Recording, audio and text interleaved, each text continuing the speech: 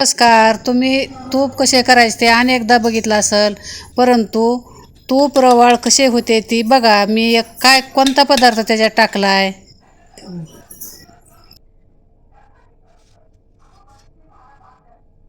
तूप रवाळ होण्यासाठी हा एक पदार्थ टाका.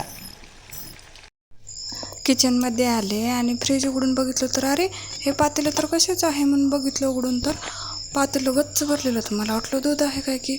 बघितलं काढून तर त्याच्यामध्ये पातेलं गच्च भरलेलं साईचं होतं. सगळे साय मिक्स करून घेतली. बघितलं तर भरपूर साय होती. बघूनच मन छान वाटलं मनाला. मिक्सरचं एक मोठं ताकाचं भांडं घेतलं, त्याच्यामध्ये साय साठवलेली मिक्स केलं आणि थोडं थोडं टाकून जेवढं पाहिजे तेवढं अंदाजानं मी साय घेतली. साईमध्ये थोडं 1 कपभर पाणी टाकलं. मिक्सरच्या भांड्यामध्ये चांगली साय फिरवून घ्यायची आणि झाली का नाही थोडे चेक मध्ये 1-2 मिनटं फिरवताच किती छान लोणी आलं. एका पातेल्यामध्ये काढून घेते थोडं थोडं. प्रत्येक जारमध्ये थोडं थोडं करून 3 जार असं काढलं मिक्सरमधून मी. आणि बघा लोणी किती छान पांढरं शुभ्र छान झालेलं आहे. चांगले हातानं चांगलं मिक्स करून घेतलं. चांगला गोळा बनवून घेतला आणि बघा आता कशी घेते मी. माझ्या हातात बसत नाही. लोण्याचा गोळा हातात चांगला फिरवून घ्यायचं म्हणजे त्याच्यातलं ताक ह्याच्यामध्ये लोण्यात येत नाही. असं पूर्ण सगळं लोणी जे आहे ते हातात हे करून एका पातेल्यामध्ये काढून घ्यायचं.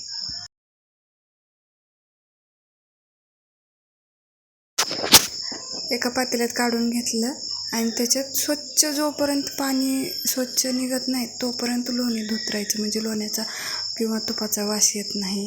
आता हे 2-3 वेळ झालेलं आहे धुयचं. स्वच्छ पाणी निघलं की मी बास केलं धुयचं. केवढा मोठा लोण्याचा गोळा निघलाय बघा आणि किती पांढरं शुभ्र पांढरं आहे. आता घेते मी तूप कडवायला म्हणजे तूप करण्यासाठी. तर सुरुवातीला गॅस छोटा ठेवायचा आणि एका पळीने हलवत राहायचं. लोण्याचा गोळा हळूहळू फुटत राहिलेला आहे कारण चमच्यानं आपण परतत आहो ना, हलवत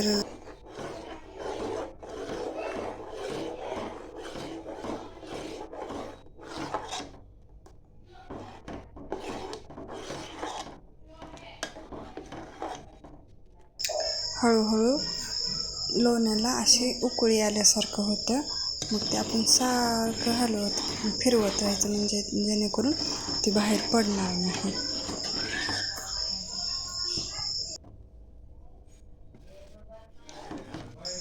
उकळून थोडं कमी झालं की मग थोडासा मोठा गॅस करायचा. मग त्याच्यावर तूप छान कडतं. आता बघा कसं छान कडत आले. हे आपलं अर्धं तूप झालेलं आहे. आणि रव्यासारखं तूप होण्यासाठी चिमूटभर मीठ टाकायचं म्हणजे रव्यासारखं रवाळ होत आहे तूप. झालं हे कडलेलं आहे तूप. 2च मिनटंसुद्धा लागणार नाहीत की हे तूप झालेलं आहे. गॅस बंद करायचा आणि गरम ह्याच्यावर थोडंसं कडू द्यायचं. बघा कसं तुपाला छान असा कलर आलेला आहे. तर हे आता एका जारमध्ये भरून घ्यायचं. कमीत कमी हे 1/2 किलो तरी तूप झालेलं आहे. बघा एका छोट्याशा भरणीमध्ये 1/2 किलोच्या वर तूप आहे. भरून घेते मी. बघा